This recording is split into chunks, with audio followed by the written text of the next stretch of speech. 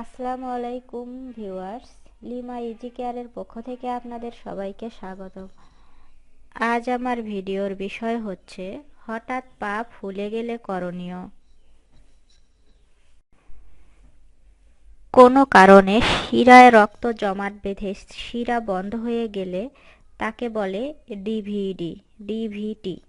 সাধারণত এটি পায়ে, বিশেষ করে বাম পায়ে হয়, হাতেও ডিভিটি হতে পারে। এই রোগের কারণ অনেক সময় জানা যায় না, তবে দীর্ঘ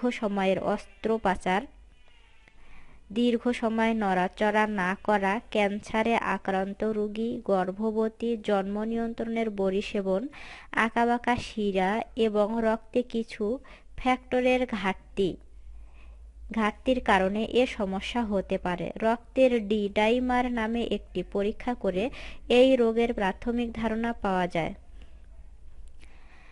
যা আল্ট্রাসাউন্ড মেশিনের মাধ্যমে করা হয় এবং রোগ সম্পর্কে নিশ্চিত হওয়া যায়।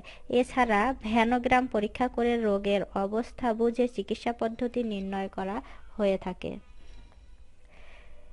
চিকিৎসা: এই রোগের চিকিৎসার বিভিন্ন পদ্ধতি রয়েছে। বেশিরভাগ ক্ষেত্রে ঔষধের মাধ্যমেই চিকিৎসা করা হয়। প্রধানত রক্ত পাতলাকরণ ঔষধ দেয়া হয়। এজন্য রোগীকে হাসপাতালে ভর্তি হয়ে চিকিৎসা নিতে হয়, কারণ রক্ত পাতলা করার ঔষধের কিছু আছে। রোগীকে বেশ কিছু নিয়মকানুনও মেনে চলতে হয়, যেমন আক্রান্ত পা বা হাত উঁচু করে রাখতে হয় এবং বিশেষ ধরনের মোজা ব্যবহার করতে হয়। এছাড়া বিশেষ কিছু ব্যায়ামও করতে হয়। অস্ত্রোপচারের মাধ্যমে এই রোগের চিকিৎসা করা যায়।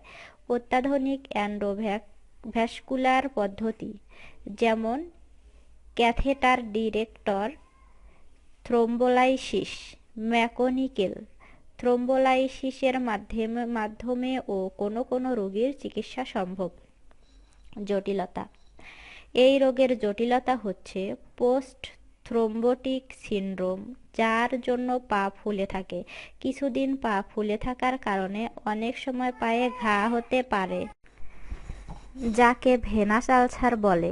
আরেকটি মারাত্মক জটিলতা হচ্ছে এই রোগে জমাট বাঁধা রক্ত পা থেকে ফুসফুসে চলে যেতে পারে, যাকে পালমোনারি এম্বোলিজম বলে।